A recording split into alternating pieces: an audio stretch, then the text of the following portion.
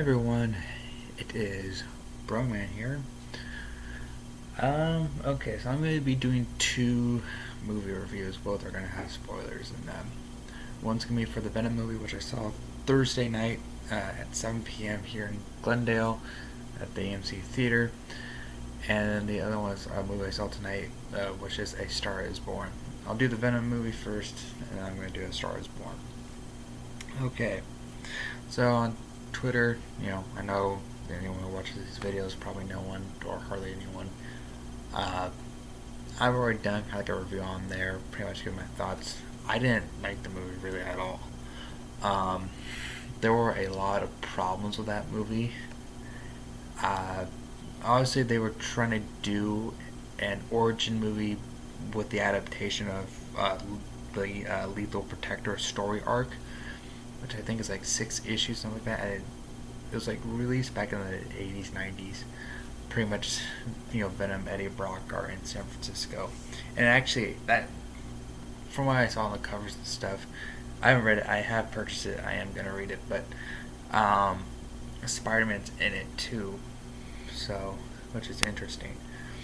But this movie for me, I've said, is like taking the Topher Grace Venom, making it better, just taking out, making it better, but then somehow making it worse at the same time too, or whatever, and taking that and just throw it into like a Howard Duck kind of scenario, like where it's just cheesy and stuff, and it's not all that good. Because Venom's not really a comedian. At first he was a villain, and then later on he became an anti-hero. That's what he is. He's just an anti-hero. And this movie, when it says, this world's had enough superheroes and stuff, and it's time for like an anti-hero, this movie's not really an anti-hero movie. It's just not. It's really a comedy superhero movie, really, because there's a point where he wants to destroy the Earth. He wants to help bring back the Clintar, which is the race of the symbiotes. They come from this one planet and stuff. Their origin is similar to like that of like the slime stuff, like the engineers for the aliens, like goo stuff and all that. It's kind of like that, with the face huggers and all that stuff. It's kind of, the origins are kind of similar in a way to that, and I think that they got it from the Alien movie and stuff for the mystery and all that. But he wants to bring his race back by using another Life Foundation rocket.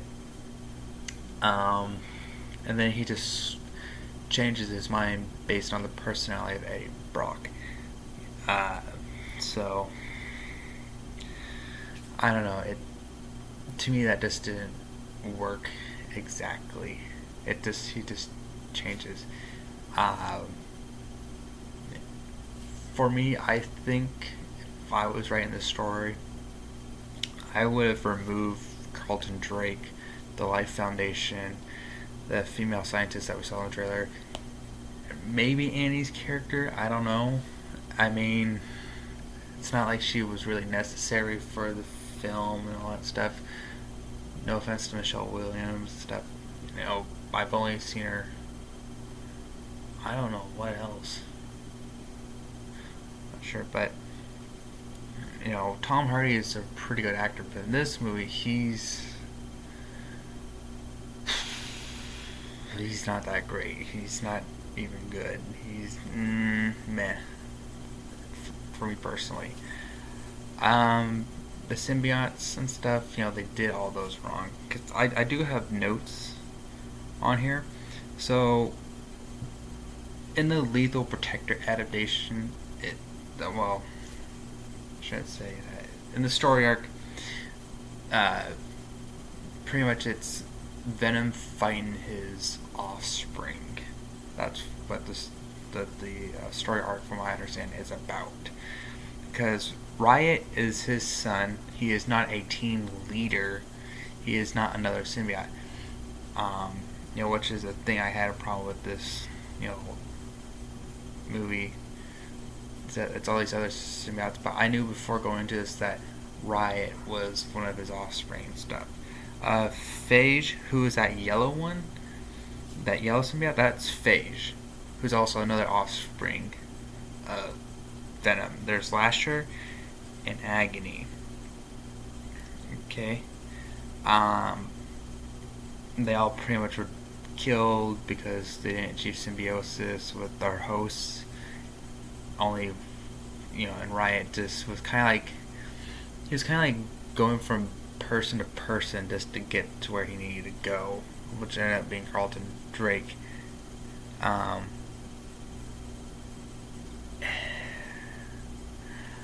don't know, Carlton Drake's character too he didn't really seem like a villain.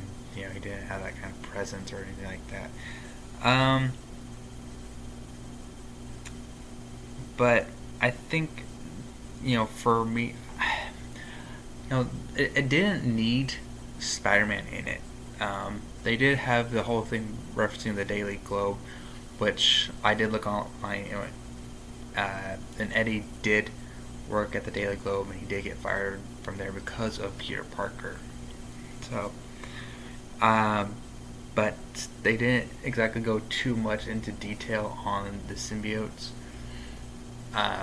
And Venom's also known for that spider symbol. So there's this character called Null, who is an ancient malevolent deity. You could just look him up on the Marvel Wiki page, the website. You can find his page there and stuff on who he was. And he actually has that spider symbol, I believe, although it is, Venom gets it because, going and being connected to Spider-Man and stuff. But, he gets that, Venom was actually originally connected to Deadpool before being connected to Spider-Man, because Deadpool was on Battleworld during the Secret Wars, but I don't know, he just wasn't there and stuff for the original. I guess they had to do something else for it, and he was hosted to an unnamed alien warrior, which the whole thing with the Life Foundation rocket, the spaceship, to me was kind of similar to the beginning of Species 2, where they go to, I believe it was Mars, I think, but they come back and something's on that ship and pretty much infects everybody, kind of like how the Riot symbiote affects the astronaut and then infects the soul and stuff. So it is somewhat similar to that. The movie, what it really should have been was John Carpenter's Thing, with the horror, the suspense, the thriller elements and stuff like that, the gore and all that. It should have been that, with the mystery and everything, mixed with Netflix's The Punisher with the intense violence and stuff. That's what the movie should have been, but it wasn't. I don't know what happened. But the CGI had some bad spots in this movie. I will not lie. It really did have some issues, and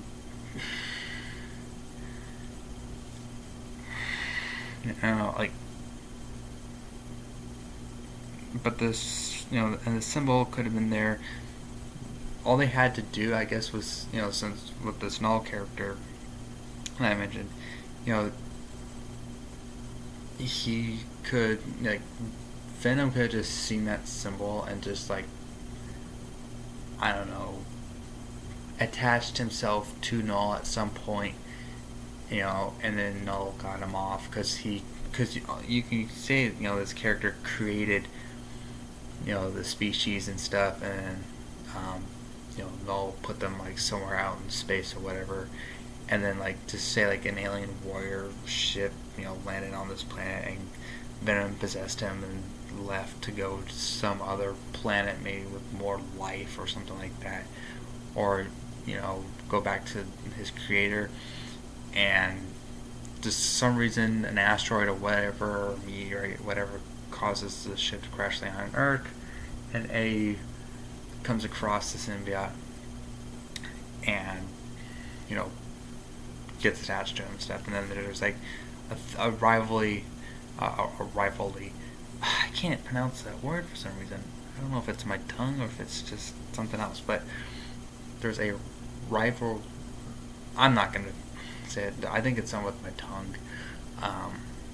But yeah, there's a, you know, like a game of minds and stuff, you know, with the two characters, in which A eventually wins and stuff, and A will have more control over Venom and so forth.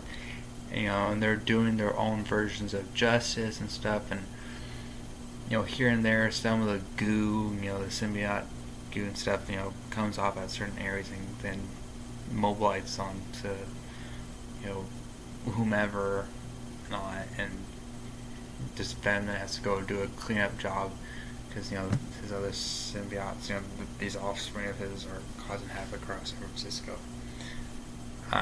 You know, it could have just been something simple like that, but, you know, they just had to ruin it. And the ending there with, is it Woody Harrelson and the red wig, because that was obviously a wig. I mean, that was horrible. Why Woody Harrelson, I do not know. I think that was the wrong choice.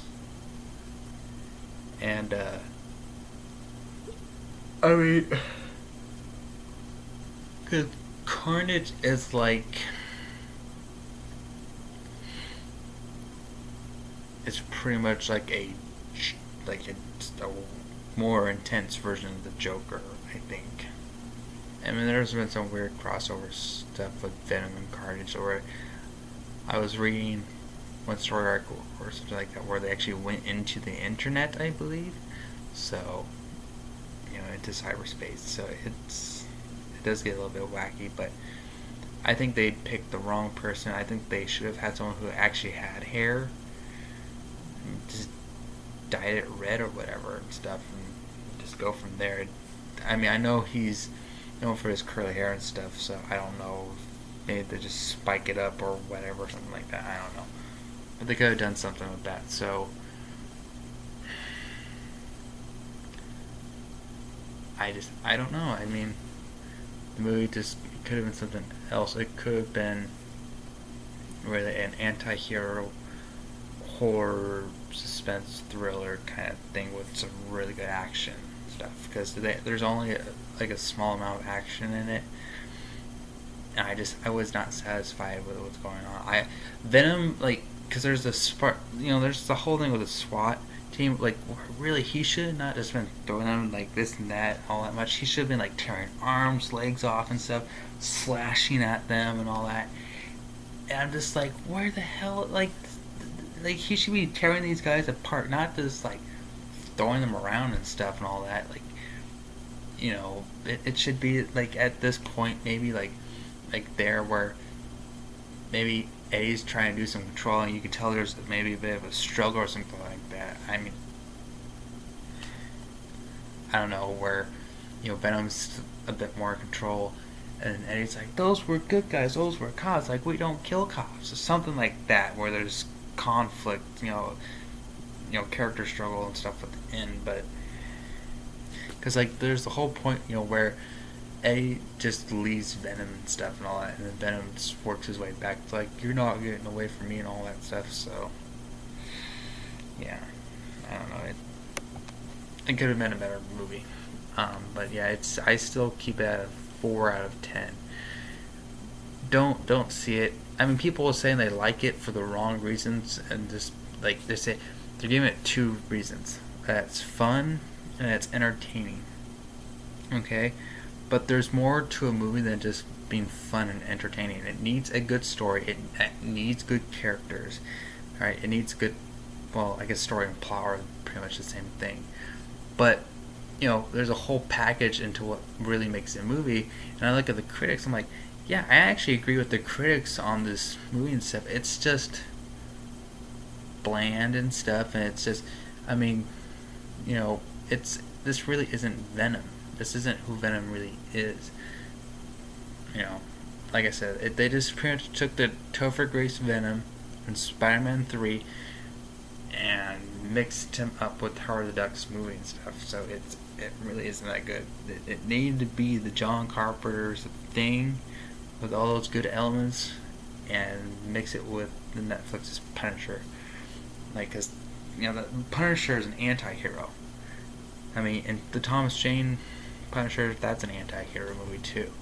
So I don't know why they can't do an anti-hero movie. I mean, I guess Blade, when that was out at the time, would be an anti-hero too in a way. So I don't know. You've had the anti-hero movies, that were pretty good. The Blade ones did get a little bit cheesy and stuff at times, but still, those were pretty good movies. And so was the Punisher.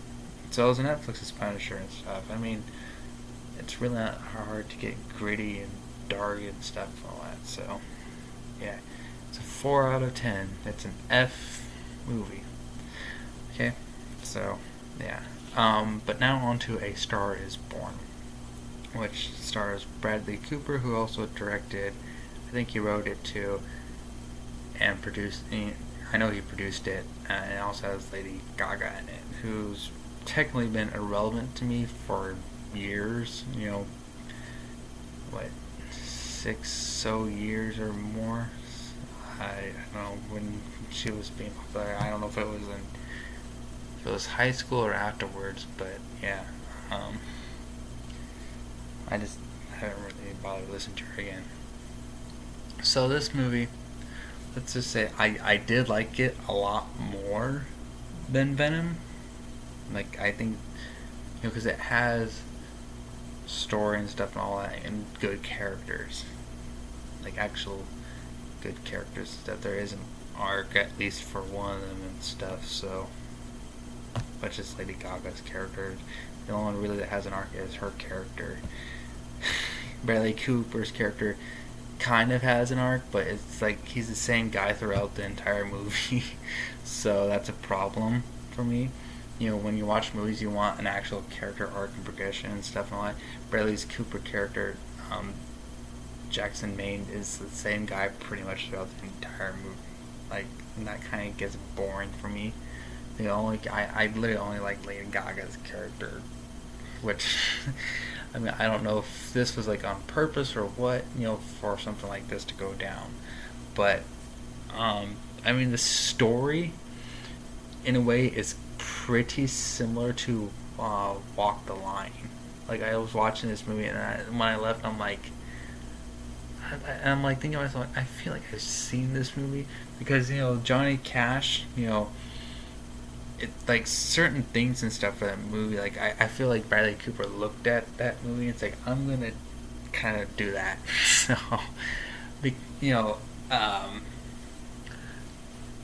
there are certain things and stuff that just are similar, like the drug abuse and alcoholism that Johnny Cash was going through, and he does go to rehab, and it's the same thing with Jackson Maine and stuff, and there's parts in it, with Walk the Line stuff, where Johnny Cash and the woman in them, I forget her name. It's been years since I've seen that movie. I know it had Joaquin Phoenix in it. That's literally the only person I remember. But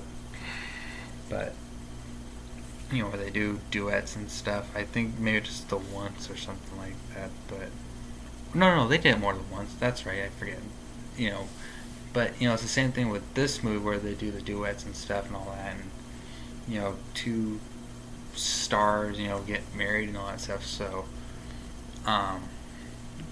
but the ending of this movie kind of ticked me off, because it's stuff that I've seen before.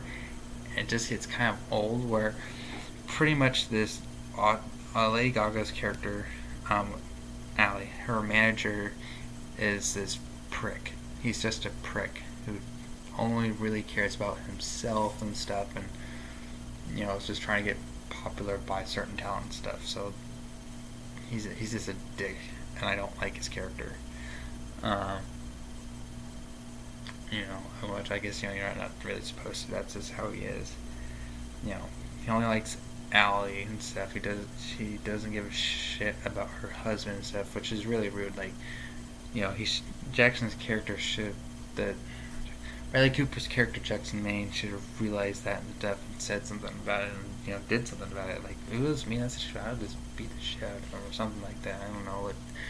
Or yell at his face and stuff. Say, hey, that's my wife and stuff, and you're not going to go around here keeping her from me and stuff, treating me like shit. But, because there was a part in it where he does this ultimatum on Jackson Maine and stuff, and it causes the character to literally commit suicide. And I'm like, seriously? It would have been so much better if, he had, because he takes pills and he commits suicide in his garage, like, how his dad killed himself.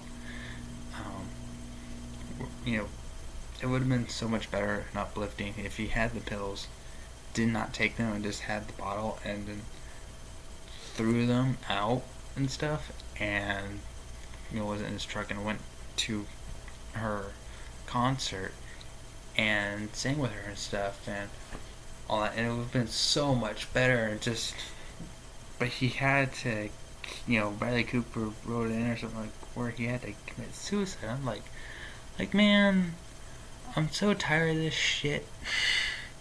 Of seeing stuff like that go down, where you could just make it so much better and hit on a happy note and everything, instead of just doing the dweeb stuff and all that, where this guy just is a dick and stuff and all that, and where he could have proved himself, like, you know what, you came in here yelling at me and stuff, but I am strong inside and stuff, and I'm not gonna let you tell me, how it is and all that stuff. And I just,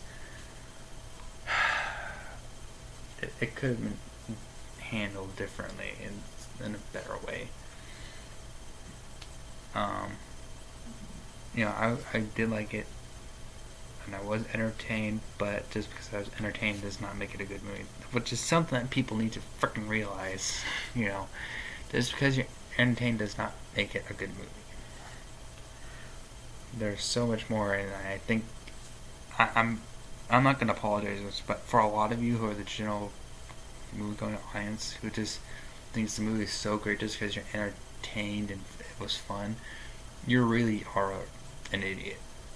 I have to say it, you're an idiot, and I'm not going to apologize for it. So, this movie, since it is pretty much kind of like walk the line stuff, I'm sure I can compare certain other parts with other movies, or but it is like that other movie I've seen when I was leaving, with just a cheesy ending. There's a stupid ending that just, like, no, it's not how it should happen. I'm going to give A Star Is Born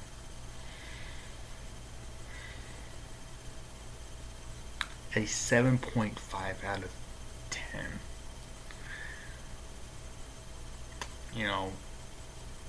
And it's cool that they say, oh, they're here from Arizona and stuff, but it's like, okay, that's cool, but, just because you say that, it's not gonna make me like the movie and stuff. It's just, could have been done better. These two movies could have been done better. I applaud Lady Gaga for a actual good performance. Well, I shouldn't say an actual good performance because I've never seen her perform, so I have no right to say an actual good performance. But I did like her performance in this movie.